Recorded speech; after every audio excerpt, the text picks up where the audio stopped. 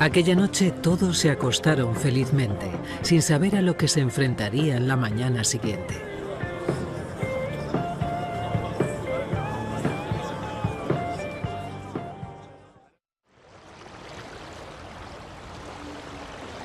A la mañana siguiente, a 500 kilómetros de Tailandia, una fuerza sísmica colosal estaba a punto de despertarse en las profundidades del océano. Tuvo lugar lo que llamamos un megaterremoto, un tipo de terremoto en el que una de las placas tectónicas se mete bajo otra, generando una enorme cantidad de energía. Este seísmo en particular equivaldría a 10.000 bombas atómicas como la de Hiroshima o más, una cantidad de energía desorbitada distribuida a lo largo de una falla de 1.000 kilómetros. A tan solo 100 kilómetros del seísmo submarino se encuentra Aceh, en Indonesia.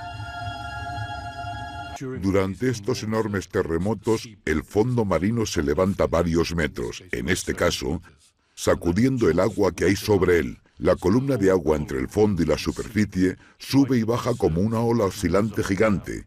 Y después, esas olas salen despedidas a una velocidad de 800 o 900 kilómetros hora desde aguas profundas, igualando la velocidad de un 747. Viajan a una velocidad asombrosa, alcanzando todas las partes del Océano Índico en 7 u 8 horas. Malasia fue el siguiente país en sentirlas, a 600 kilómetros del epicentro, en Indonesia. A lo lejos, las olas parecen relativamente inofensivas. Estos niños juegan inocentemente en la playa.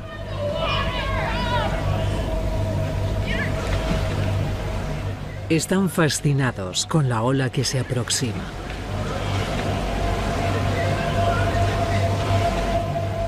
No tienen ni idea de lo que va a pasar ahora.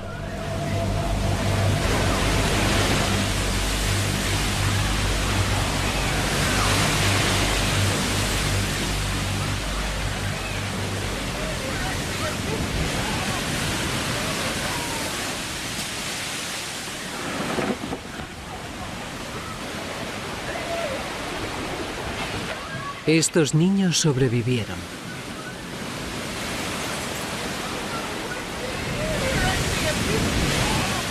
Pero las enormes olas siguieron arrasando todo el litoral.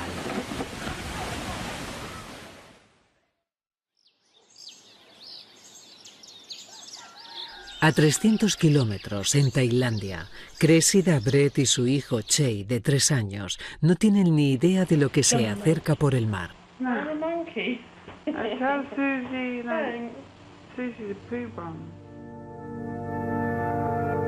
A las 9:30 vieron la primera ola que atacó Phi Phi.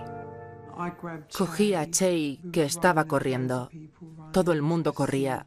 Se podía ver el shock, el terror en la cara de la gente.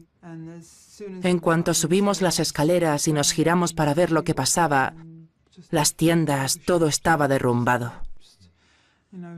Vi a un hombre tailandés flotando sobre el agua, que estaba sucia y embarrada, y salió a la superficie muerto, obviamente. Y de repente desapareció.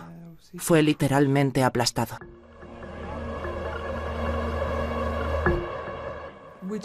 Subimos rápidamente a lo alto de la montaña y al llegar vi a mi madre y a mi amiga, así que fue un gran alivio.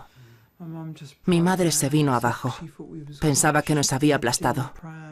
Habían visto el carrito abandonado. Había unas 100 personas ahí arriba. Todo mujeres que habían perdido a sus...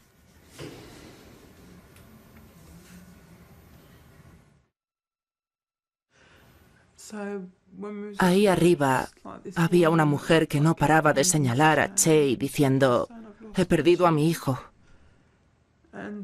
Estuvimos desde las 11 hasta las 7 del día siguiente. No podía dejar de pensar que estábamos ahí quietos, esperando la muerte. Miraba a mi hijo y pensaba en lo joven que era para morir.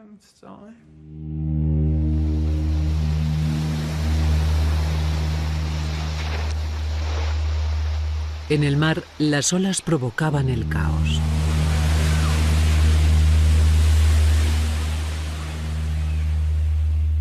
Charlie y Charlotte llevaban una semana en Tailandia. Estaban haciendo snorkel junto a un barco cerca de Phi Phi cuando Charlie se dio cuenta de que algo iba mal. Era como estar en la falda de una montaña de agua.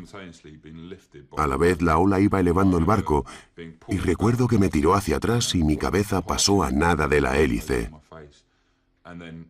Antes de darme cuenta, la ola pasó sobre mí, me metió bajo la corriente y me arrastró al fondo a una velocidad impresionante.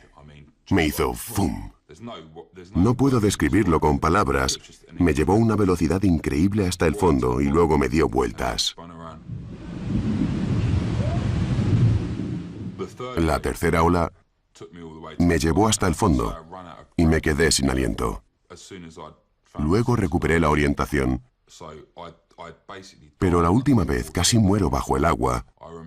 Recuerdo que físicamente fue una lucha total, porque bajo el agua no quieres respirar, pero tienes que hacerlo. Por eso antes de hacerlo me dominó el pánico. Me movía de aquí para allá, luego inspiré y tragué agua, y entonces me desmayé. Recuerdo pasar del pánico al silencio y la tranquilidad absoluta. Probablemente solo duró unos 10 segundos y ya estaba bastante cerca. La cuarta ola no era del tamaño de un tsunami, pero aún así era una ola considerable y me arrastró hacia la playa.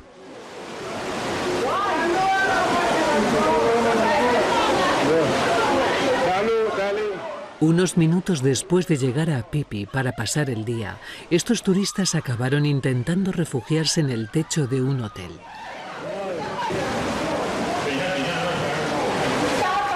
No podían hacer más que observar con impotencia a la gente que luchaba por sobrevivir a unos metros de ellos. Laura Wales, de California, estaba de vacaciones en Phi Phi con unos amigos. Quizá ella entendió mejor que nadie lo que ocurrió aquella mañana. Siempre he sentido pánico por los tsunamis, por lo que cuando llegó por primera vez y nos aplastó, nos sacudió y nos atrapó bajo los escombros, lo primero que pensé fue que estaba soñando y que la pesadilla se acabaría y me despertaría.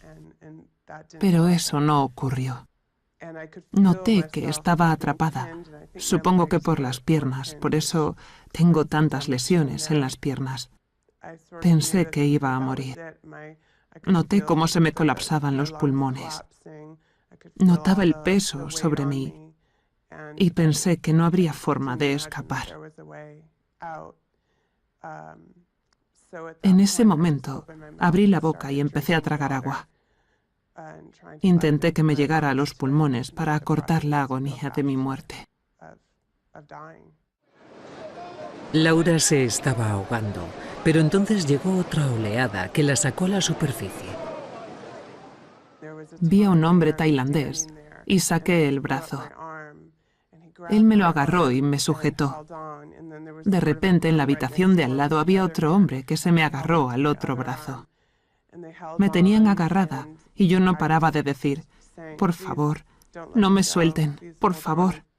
E intentaba cogerme continuamente a sus brazos, pero la corriente iba tan rápido y con tal fuerza que acabaron soltándose. Y otra vez fui arrastrada bajo el edificio y estuve otro buen rato bajo el agua. Al final, acabé sobre un montón de escombros al otro lado de la isla.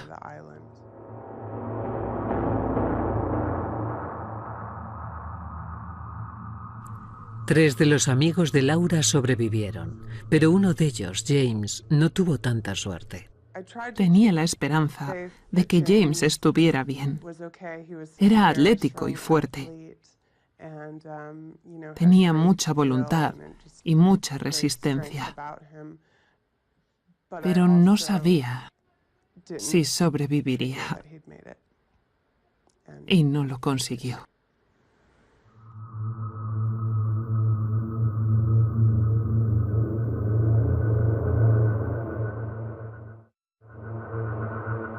Luke Simon y su hermano Pierce siempre estuvieron muy unidos. Fueron a la misma facultad, hicieron la misma carrera y se fueron juntos de vacaciones a Phi Phi. El 26 de diciembre se disparó la alarma a las 7:10. Teníamos la radio encendida y decían que había sido un terremoto en el sureste de Asia, provocando problemas en Sri Lanka e India y también en Tailandia, así que afiné el oído. Dijeron que había arrasado Koh Phi Phi y Phuket. Ya está, pensé lo peor. Sabía que los chicos estaban justo allí. Fue instantáneo, un horror. Un tailandés gritaba, ¡que viene el agua! Fue justo entonces cuando supimos de qué escapábamos, cuando por fin lo vimos. Al llegar la ola, Luke consiguió subirse a un tejado cercano, pero enseguida se dio cuenta de que su hermano no aparecía. Gritábamos a todo el mundo. Había gente en otros tejados. Él llevaba una camiseta roja y yo veía gente con camisetas rojas. No paré de gritar. Nadie me respondía. Y después fue todo muy raro. Todo se calmó bastante. Creo que la gente estaba en shock. No sabría explicar qué sentí. Obviamente era totalmente consciente de que no habíamos visto a Pierce, pero seguía esperando encontrármelo en lo alto de la montaña. Pero Pierce no logró llegar a lo alto de la montaña. Se convirtió en uno de los miles de desaparecidos. En medio de la masacre, el primer instinto de Luke fue enviar un mensaje a sus padres que estaban en Inglaterra. Esa noche ni nos acostamos, solo esperamos y por fin recibimos un mensaje. Con los nervios me costó abrir el mensaje y leí: Papá, hemos perdido a Pierce. Por favor. De Luke. Era un mensaje bastante raro. Le dije a Celia, ¿quiere decir desaparecido o que ha muerto? Consiguió llamarme. Hablamos y le expliqué lo ocurrido. Me preguntó, ¿quieres decir que Pierce está muerto o que ha desaparecido? Dije, no. Ha desaparecido. Le dije que cabía la posibilidad de que estuviera muerto, porque había muerto mucha gente. Pero también podría estar en el monte, lejos de nosotros, y aparecer después. A 50 kilómetros de la costa de Phi Phi está Phuket, el núcleo de la industria turística tailandesa.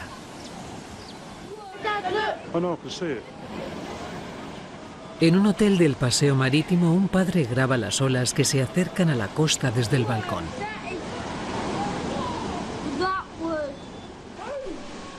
Sorprendentemente, su hijo reconoce perfectamente lo que se acerca por el mar.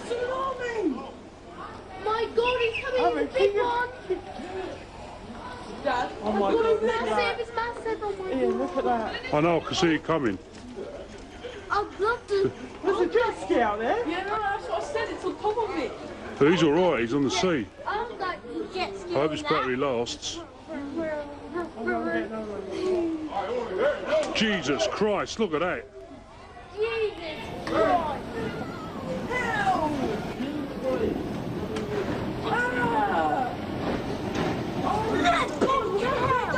I know. I can see it. That wave is a good 15, 20 feet tall. Easy.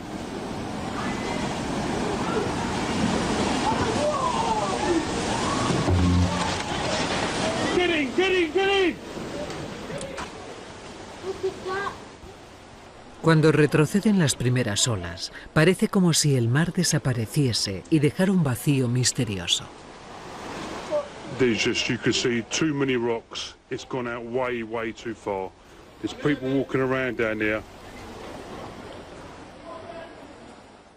Se van acercando a la costa y el fondo marino empieza a elevarse, por lo que la cara frontal del tsunami empieza a recular y el agua comienza a apilarse tras ella, arrastrando el agua de la costa. Cualquiera que lo vea desde la costa verá que el mar se retira hasta el horizonte y luego el tsunami vuelve a una velocidad de vértigo y lo arrasa todo a su paso.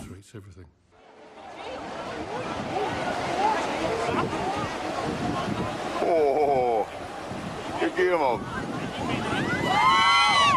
Hey, hey, hey.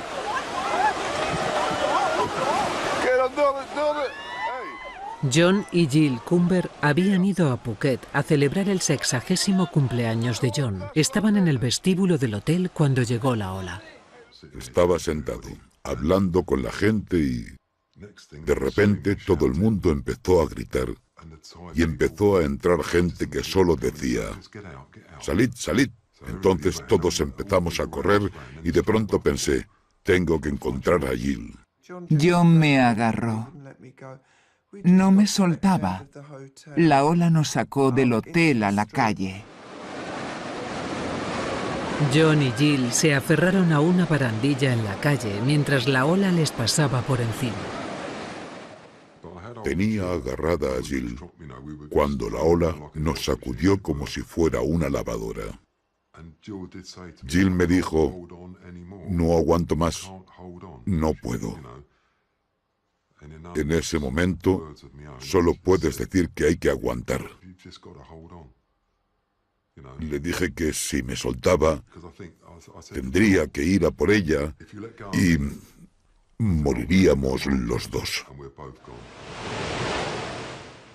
Ves el agua abalanzarse hacia ti. Oyes mucho ruido y piensas, Dios mío, es muy potente y viene a una velocidad de vértigo. Es como un tren gigante. Es la única forma de explicar ese ruido. Era como un tren acercándose a 160 km/h. Es un sonido horrible y ensordecedor que lo tapa todo. Y de fondo oyes a gente gritando y coches pitando. Todo a tu alrededor es ruido y más ruido. El tsunami llegó a las Maldivas, a 2.500 kilómetros de Indonesia, a las 9:30 hora local. Estas islas están apenas 3 metros por encima del nivel del mar, por lo que muchas de ellas corrían el riesgo de quedar completamente sumergidas. Chris Scrivens y su mujer estaban buceando en la costa cuando notaron que pasaba algo raro. Recuerdo pasar de lo que normalmente sería una posición horizontal a levantarme. Pensé, qué raro. Me levantó de golpe y me arrastró lejos. Finalmente alcanzaron la superficie a casi 2 kilómetros de distancia y vieron cómo el mar desaparecía a su alrededor. El arrecife por el que buceamos el día de Navidad, de 5 u 8 metros, apareció fuera del agua. Fue como si alguien hubiera quitado el tapón y toda el agua desapareciera. En la parte más meridional del archipiélago, los Boulton de Escocia estaban en la playa cuando vieron exactamente lo mismo. Según llegó el agua, desapareció por completo. Es como si hubiera una succión enorme o como si alguien quitara el tapón y el agua se fuera hacia lo lejos. Entonces pensé, ya está, Dios mío, ¿qué ha sido eso? Pero Steven sabía que aquello no se había acabado y que ocurriría algo más. Entonces empezó a coger las toallas y atarlas unas a otras. Subió a nuestros hijos a un árbol y les hizo sentarse sobre una rama, asegurando bien al pequeño Born. Usé lo que tenía a mano, toallas. Poniéndome en lo peor, pensé que si la ola iba a ser tan grande como me esperaba, al menos se encontrarían nuestros cadáveres. Yo estaba muy nerviosa y eso alteraba a los niños. Así que Steven me pidió que me tranquilizara. Me dijo, tenemos que mantener la calma por el bien de los niños. Y eso fue lo que hicimos. Obviamente han pasado 2 semanas y ahora es más fácil hablar de ello. Pero nos despedimos y besamos a nuestros hijos porque pensábamos que iba a ser peor de lo que luego fue. Aunque en el fondo siempre confié en que sobreviviríamos. Nunca llegué a pensar que fuéramos a morir, aunque parezca fácil decirlo. Los Boulton se libraron, pero 82 personas murieron en las Maldivas, la mayoría arrastradas hacia el mar.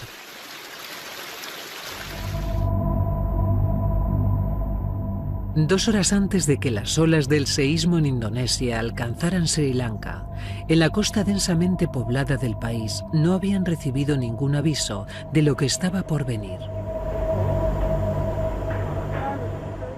Son las 9 de la mañana.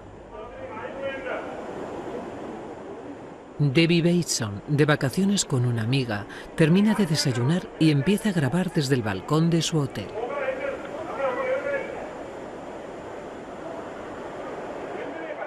Oh my God, look, it's just coming in now, right over the swimming pool.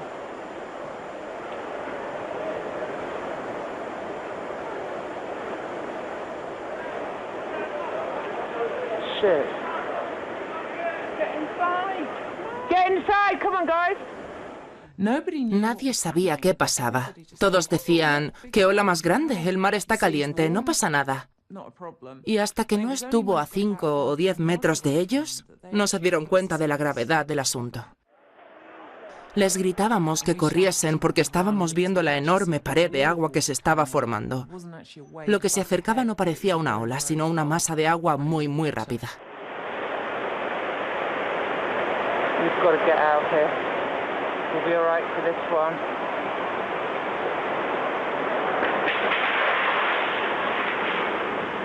Shit, how high is it going to go? I'm getting frightened now.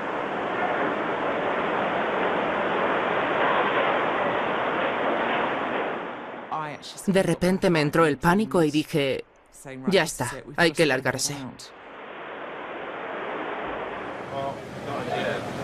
Another one. There's an even bigger one out there. A 15 minutos por la costa, otro turista británico grababa las mismas olas, rompiendo contra su complejo hotelero.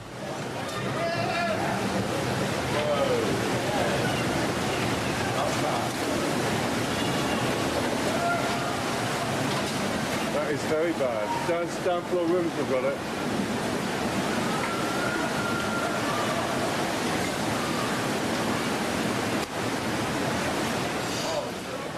Estas grabaciones muestran el engañoso poder de las olas. No parecen especialmente altas, pero su capacidad de destrucción es inmensa.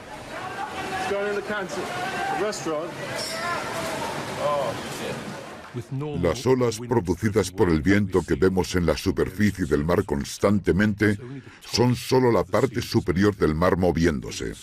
Pero con un tsunami se trata del océano entero que se mueve desde abajo, por lo que cuando llega la ola, cuando el tsunami alcanza la costa, el nivel de agua que viene detrás es igual de alto. Es como una pared de agua o una riada que no se detiene.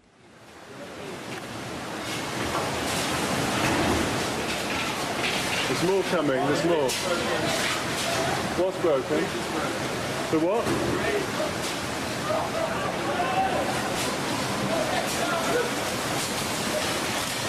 Shit, they've gone in. La familia Ridgely llegó a Sri Lanka el día de Navidad. A la mañana siguiente, Duncan bajó a la playa a nadar con su hijo. Estábamos nerviosos porque allí las olas suelen ser bastante grandes. Es un pueblo surfero. Me metí al agua, nadé un rato, pensé, ¡qué maravilla! Salí y fui a sentarme en el restaurante. Conocemos bien a la chica que lleva el hotel. Yo estaba de espaldas al mar, desayunando, y estaba a punto de abrir mi portátil para escribir en mi diario de viajes. Se acabaron nuestros viajes. Hemos encontrado el paraíso.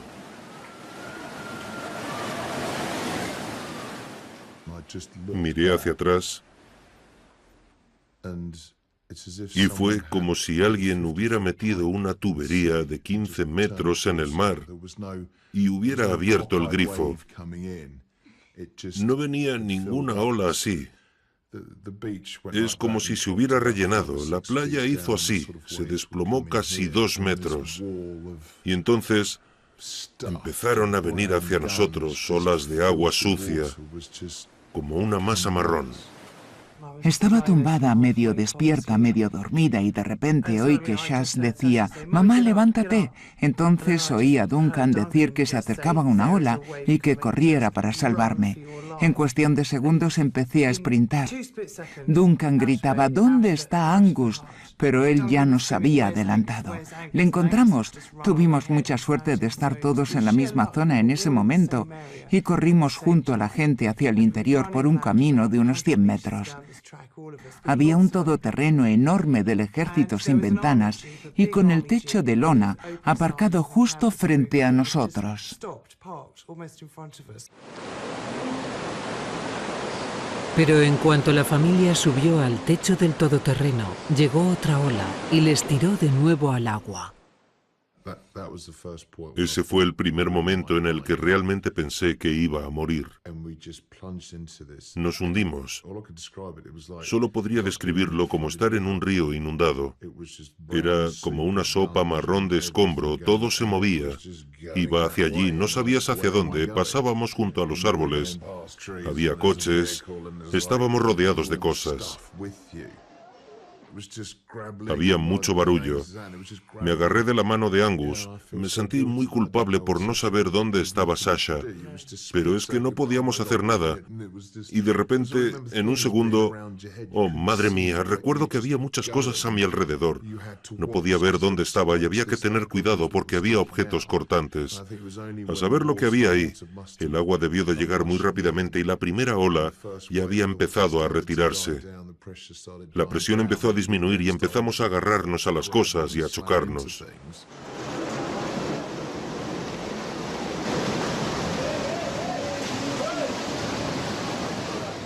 La familia Ridgely tuvo suerte.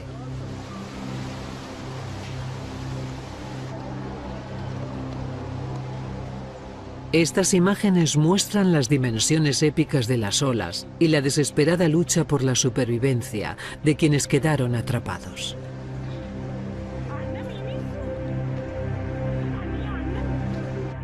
Senth Ravindra es de Crawley.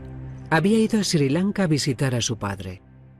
Ese 26 de diciembre era una de las 1.500 personas en el tren que iba de Colombo a Jicadúa cuando llegó el tsunami. De repente, empezó a entrar agua en el tren y noté un golpe seco a un lado del tren.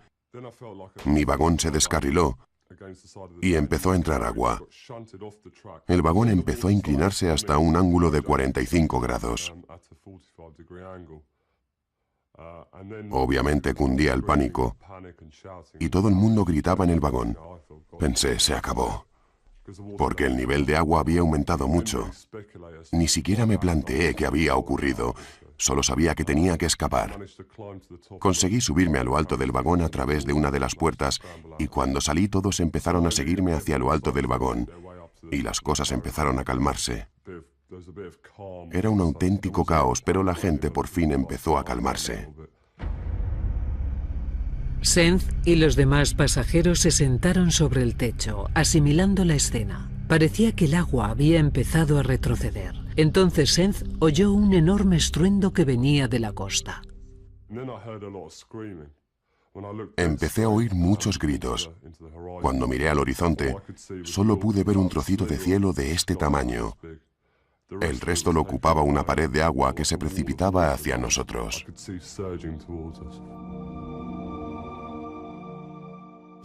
Todos pensamos estar viviendo el apocalipsis.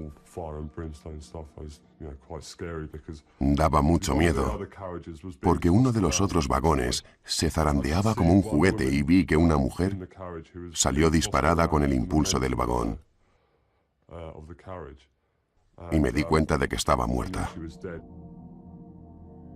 Senth miró abajo por si alguien intentaba salir del agua. Vi que el agua se llevaba a una niña. pero estaba muy arriba para ayudarla. Le pedí a uno que estaba a menos altura que intentara agarrarla. Por desgracia no lo consiguió, así que el caos se extendió. Había muchos cadáveres flotando. ¿Sabes qué fue de aquella niña del tren? No. ¿Qué va? Espero que sobreviviera, pero no las tengo todas conmigo. Se dio cuenta de que su única oportunidad era escapar de ese tejado. Bajó al agua y se dirigió a un lugar más alto. Cuando nos metimos en el agua, tuvimos que apartar un montón de cadáveres. Fue horrible. Todos estaban boca arriba y tuve que moverlos e incluso subirme sobre ellos para poder avanzar. Senz caminó más de 1 kilómetro para ponerse a salvo. Fue uno de los menos de 20 que sobrevivieron. Más de 1.500 pasajeros del tren se ahogaron en las olas. Se podía caminar sobre el mar de cadáveres que estaban alineados. Caminábamos sobre las espaldas de los muertos como si fueran peldaños en aquel tren. Eso es lo que vimos en Sri Lanka. La gente está insensibilizada al desastre. Ya es hora de mostrar estas cosas para que se haga patente la magnitud de aquel tsunami y sus consecuencias.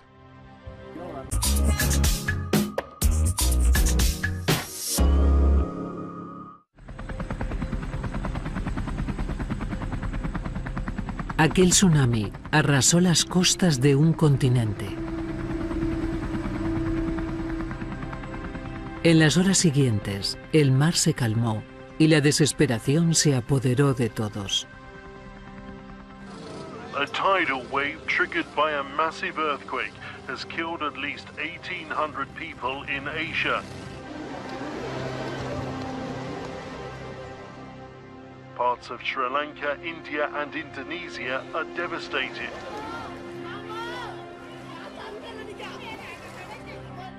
Jake y su amigo Nick estaban de viaje en Sri Lanka. Se despertaron tarde el 26 de diciembre en medio de una terrible tragedia humana.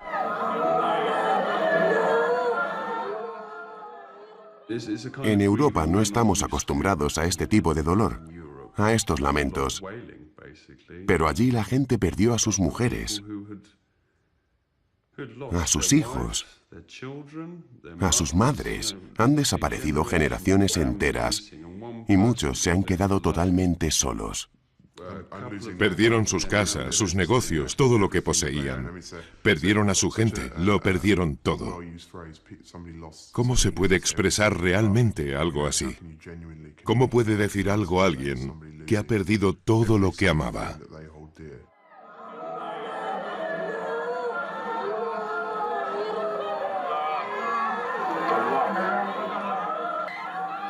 Estas imágenes fueron filmadas por Jaber, un ciudadano de Sri Lanka.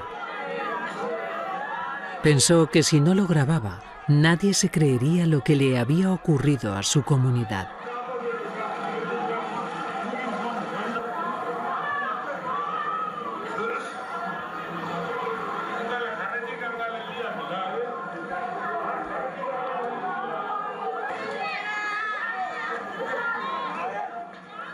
A la mañana siguiente, Jake y Nick se levantaron para enfrentarse a una lúgubre decisión. ¿Cuándo enterrar a los muertos? Cuando empezaron a oler. Es muy duro, pero por desgracia fue así. Era evidente que se estaban descomponiendo.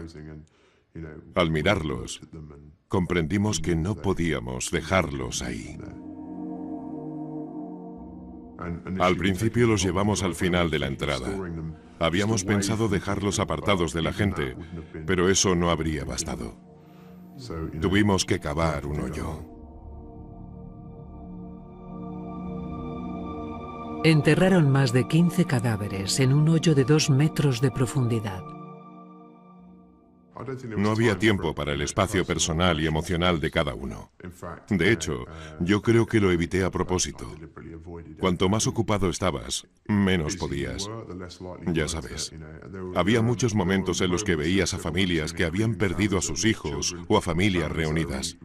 Veíamos ambos extremos del espectro emocional y, naturalmente, eso nos afectaba porque estábamos presentes en todo el desarrollo.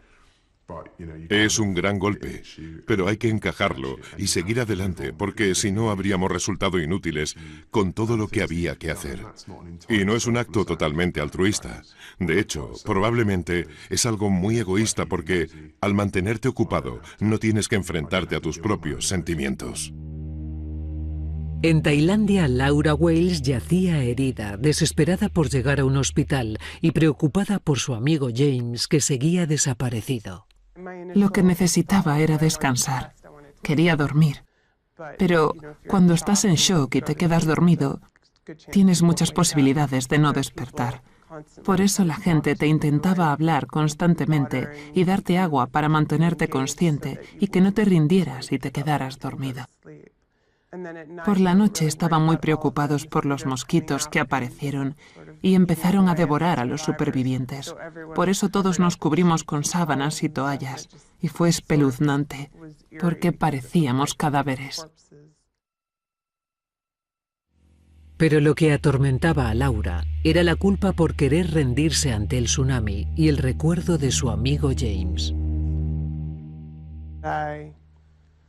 En ese momento preferiría morir rápidamente antes que seguir sufriendo. Y eso aún me acompaña. Fue muy conmovedor en aquel momento. Y en parte me sentía culpable por sentir eso y haber sobrevivido. Sé que James nunca lo habría hecho y seguramente luchó hasta su último aliento. Él era mucho más fuerte que yo y aún así no sobrevivió, y yo sí. Es muy duro tener que vivir con eso.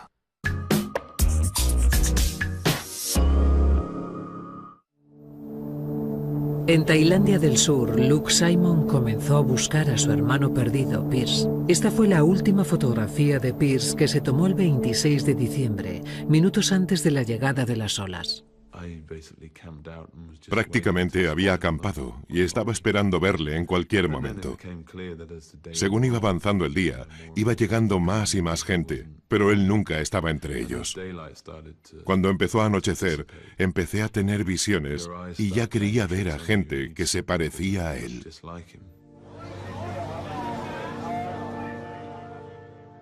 Más tarde, aquella noche, hice un par de carteles de desaparecido y los pegué en un tablón. Creo que el nuestro fue el segundo en colocarse. Tiendes a pensar que mucha gente sobrevivirá, pero luego empiezas a ver las imágenes en las noticias y eres consciente de que se pueden haber golpeado con los escombros o estar atrapados bajo ellos sin poder salir. Y cuando te das cuenta de eso, comienza la búsqueda. Un día o dos después, al ver que Pierce no aparecía por ningún lado, empezamos a pensar en la operación de rescate y en si podría estar herido. 3 días después del tsunami, Luke recibió una llamada de su padre desde Inglaterra. Este había visto el nombre de Pierce en una lista de personas desaparecidas en Internet. Por fin, pero no nos emocionemos. Habíamos tenido ya 3 o 4 falsas alarmas, pero pensé que ya le habíamos encontrado. Buscamos en Google, encontramos el nombre del lugar en el que se encontraba, encontramos un número. Conseguí hablar con un tailandés que apenas hablaba mi idioma. Le expliqué la situación. Esto es una emergencia. Hay alguien ahí que se llame Pierce Simon. Es mi hermano. Se lo llevó la ola en Phi Phi. Sale en una página web. Creemos que está ahí. ¿Puede consultar el registro y ponerle al teléfono? Dijo, creo que están en el bar. No estoy seguro. Por favor, vaya a ver. Esto es muy, muy importante. Parece que se han ido a la cama. Llame por la mañana. No. Volví a llamar y contacté con un holandés. Le volví a contar la historia. Dijo, sí, aquí hay 5 personas. No sé dónde están ahora mismo. Deme 5 minutos, voy a buscarlos. 5 minutos después, vuelve a llamar y dice, Tengo a Piers Simon al teléfono. Lo cogí. Piers, Piers. Inmediatamente, por la voz, supe que no era él. Le dije, ¿pero te llamas Piers Simon? Me dijo, me llamo Piers Simons, con Y y S al final. Estoy de vacaciones con mi novia italiana. Llevamos aquí desde el 24 de diciembre y metimos nuestro nombre en la web para informar de que estamos a salvo. Pero estamos aquí de vacaciones. De momento nos quedaremos. Luego se dio cuenta por lo que estábamos pasando. Se le notaba arrepentido. Fue un golpe bajo. Colgamos el teléfono. Nos subimos a un mototaxi y volvimos a casa en silencio.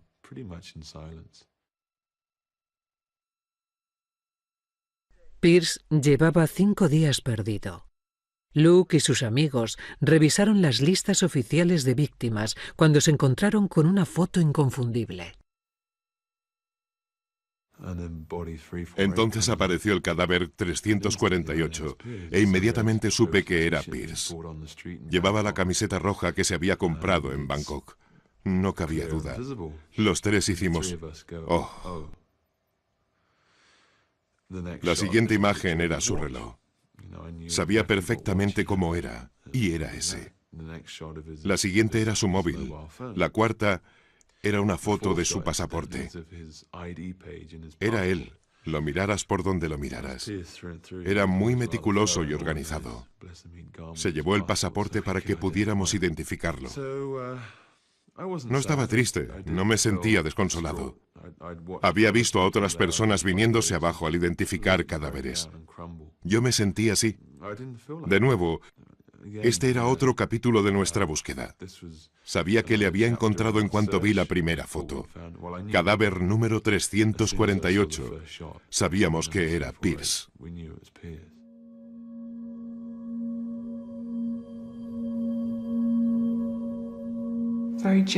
Era un chico muy generoso, educado y muy reservado.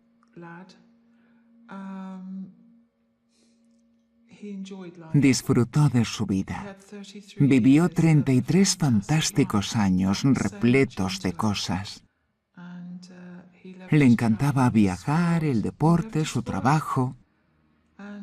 Así es como le recordaremos, por los 33 fantásticos y felices años que nos dio.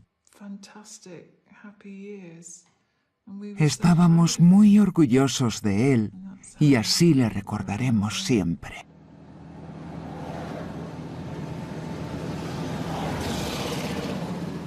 Tres semanas después del tsunami, Jake Sarens dejó su trabajo y volvió a Sri Lanka para ayudar en las labores de socorro. Solo aquí, las olas mataron a más de 30.000 personas. A pesar de todo lo que vivió, el grado de destrucción todavía le conmueve.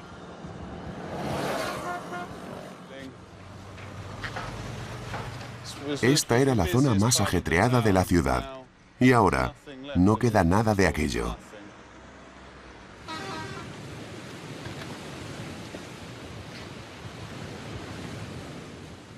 Estos son los restos del bar donde solía ir a beber.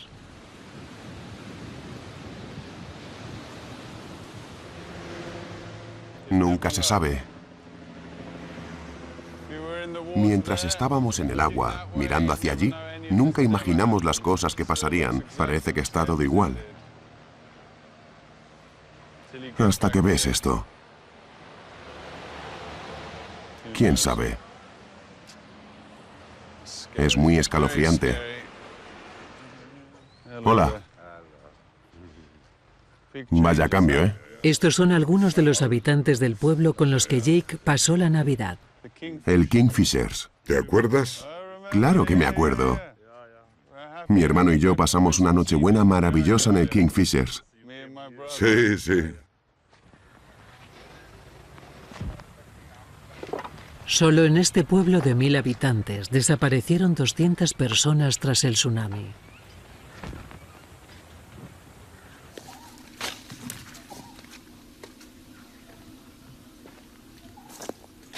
Jake Quería presentar sus respetos en la tumba que él y sus amigos cavaron 3 semanas antes. No es que me guste venir aquí, pero bueno, tuvimos que hacerlo. Sinceramente, me resultó mucho más fácil enterrar a los muertos que hablar con aquellos que habían perdido a sus seres queridos. Para mí, jamás había vivido una situación así. No sé ni cómo se empieza a empatizar con alguien que ha perdido a su hijo o a su mujer, por ejemplo. Va mucho más allá de mi comprensión.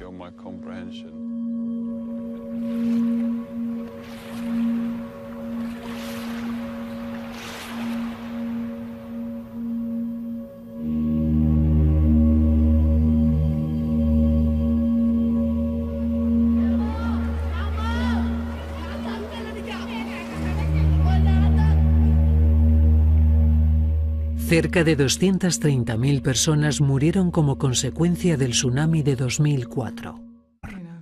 Sabía que los chicos estaban justo allí. Fue instantáneo, un horror. Un tailandés gritaba, ¡que viene el agua! Fue justo entonces cuando supimos de qué escapábamos, cuando por fin lo vimos. Al llegar la ola a Luke, consiguió subirse a un tejado cercano, pero enseguida se dio cuenta de que su hermano no aparecía. Gritábamos a todo el mundo. Había gente en otros tejados. Él llevaba una camiseta roja y yo veía gente con camisetas rojas. No paré de gritar. Nadie me respondía. Y después fue todo muy raro. Todo se calmó bastante. Creo que la gente estaba en shock. No sabría explicar qué sentí. Obviamente era totalmente consciente de que no habíamos visto a Pierce, pero seguía esperando encontrármelo en lo alto de la montaña. Pero Pierce no logró llegar a lo alto de la montaña. Se convirtió en uno de los miles de desaparecidos. En medio de la masacre, el primer instinto de Luke fue enviar un mensaje a sus padres que estaban en Inglaterra. Esa noche ni nos acostamos, solo esperamos y por fin recibimos un mensaje. Con los nervios me costó abrir el mensaje y leí: Papá, hemos perdido a Pierce. Por favor. De Luke. Era un mensaje bastante raro. Le dije a Celia, ¿quiere decir desaparecido o que ha muerto? Consiguió llamarme. Hablamos y le expliqué lo ocurrido. Me preguntó, ¿quieres decir que Pierce está muerto o que ha desaparecido? Dije, no, ha desaparecido. Le dije que cabía la posibilidad de que estuviera muerto, porque había muerto mucha gente. Pero también podría estar en el monte, lejos de nosotros, y aparecer después. A 50 kilómetros de la costa de Phi Phi está Phuket, el núcleo de la industria turística tailandesa.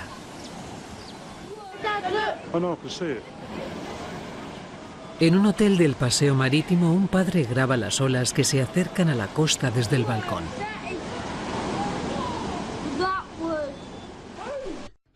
Era como estar en la falda de una montaña de agua. A la vez la ola iba elevando el barco y recuerdo que me tiró hacia atrás y mi cabeza pasó a nada de la hélice. Antes de darme cuenta, la ola pasó sobre mí, me metió bajo la corriente y me arrastró al fondo a una velocidad impresionante. Me hizo ¡fum! No puedo describirlo con palabras. Me llevó a una velocidad increíble hasta el fondo y luego me dio vueltas. La tercera ola me llevó hasta el fondo y me quedé sin aliento. Luego recuperé la orientación, pero la última vez casi muero bajo el agua. Recuerdo que físicamente fue una lucha total, porque bajo el agua no quiere respirar. Pero Tienes que hacerlo. Por eso, antes de hacerlo, me dominó el pánico. Me movía de aquí para allá. Luego inspiré y tragué agua. Y entonces me desmayé. Recuerdo pasar del pánico al silencio y la tranquilidad absoluta.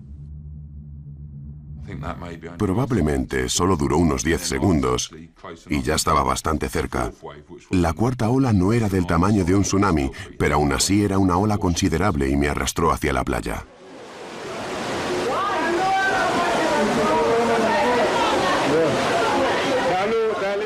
Unos minutos después de llegar a Phi Phi para pasar el día, estos turistas acabaron intentando refugiarse en el techo de un hotel.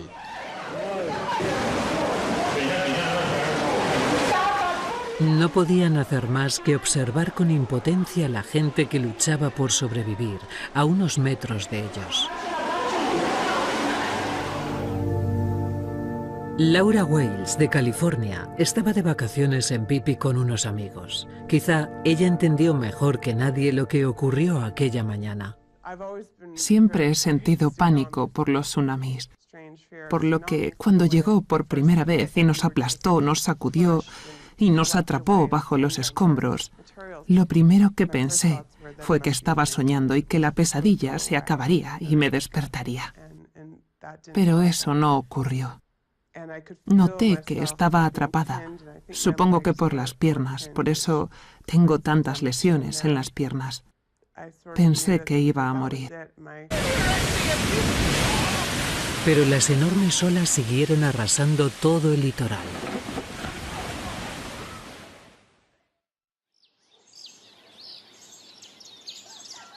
A 300 kilómetros, en Tailandia, Cressida Brett y su hijo Chey, de 3 años, no tienen ni idea de lo que se acerca por el mar.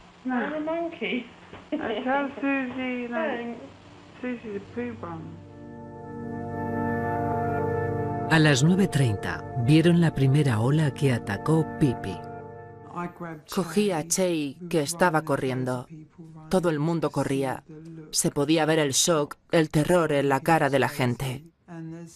En cuanto subimos las escaleras y nos giramos para ver lo que pasaba, las tiendas, todo estaba derrumbado. Vi a un hombre tailandés flotando sobre el agua, que estaba sucia y embarrada, y salió a la superficie muerto, obviamente.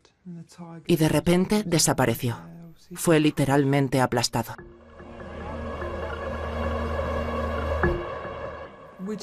Subimos rápidamente a lo alto de la montaña y al llegar vi a mi madre y a mi amiga, así que fue un gran alivio. Mi madre se vino abajo. Pensaba que nos había aplastado. Habían visto el carrito abandonado. Había unas 100 personas ahí arriba. Todo mujeres que habían perdido a sus...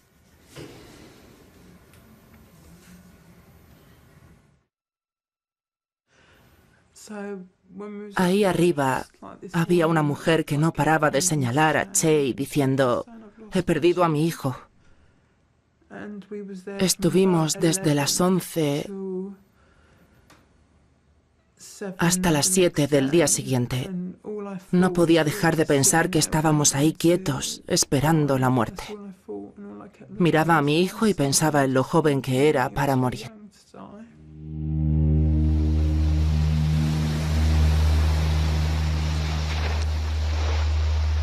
En el mar, las olas provocaban el caos.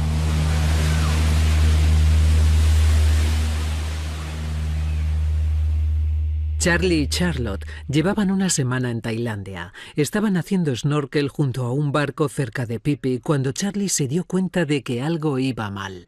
Noté cómo se me colapsaban los pulmones. Notaba el peso sobre mí y pensé que no habría forma de escapar.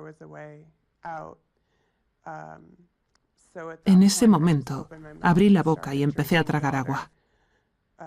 Intenté que me llegara a los pulmones para acortar la agonía de mi muerte. Laura se estaba ahogando, pero entonces llegó otra oleada que la sacó a la superficie. Vi a un hombre tailandés y saqué el brazo. Él me lo agarró y me sujetó. De repente, en la habitación de al lado había otro hombre que se me agarró al otro brazo.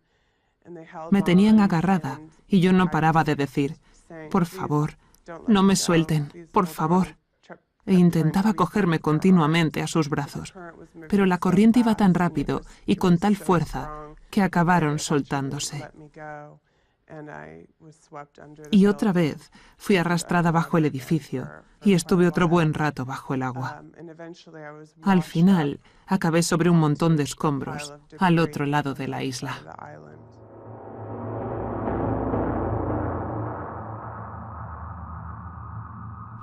Tres de los amigos de Laura sobrevivieron, pero uno de ellos, James, no tuvo tanta suerte.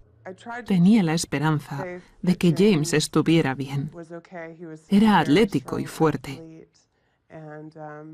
Tenía mucha voluntad y mucha resistencia. Pero no sabía si sobreviviría. Y no lo consiguió.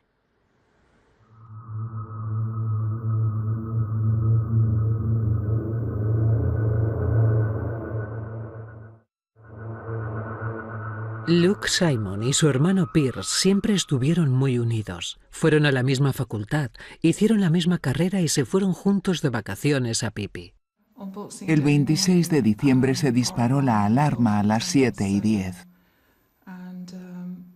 Teníamos la radio encendida y decían que había sido un terremoto en el sureste de Asia, provocando problemas en Sri Lanka e India y también en Tailandia. Así que afiné el oído.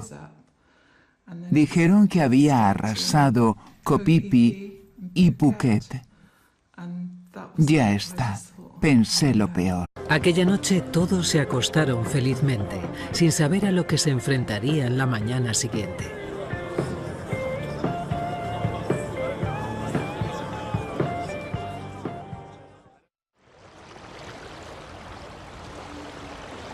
A la mañana siguiente, a 500 kilómetros de Tailandia, una fuerza sísmica colosal estaba a punto de despertarse en las profundidades del océano. Tuvo lugar lo que llamamos un megaterremoto, un tipo de terremoto en el que una de las placas tectónicas se mete bajo otra, generando una enorme cantidad de energía. Este seísmo en particular equivaldría a 10.000 bombas atómicas como la de Hiroshima o más.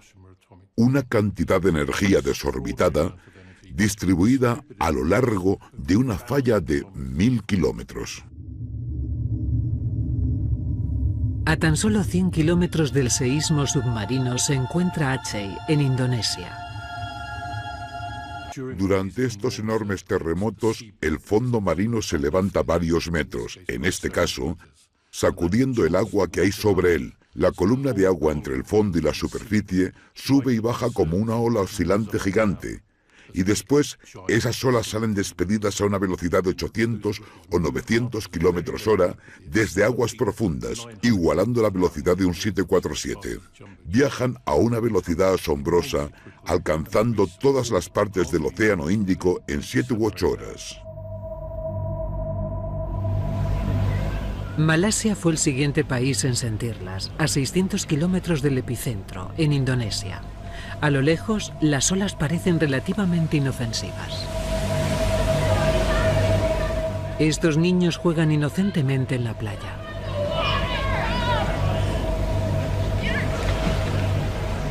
Están fascinados con la ola que se aproxima.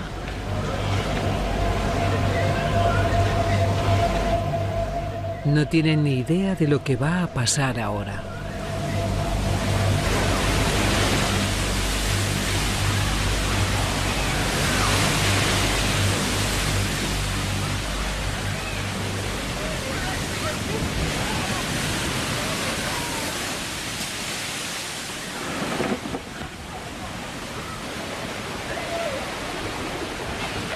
Estos niños sobrevivieron.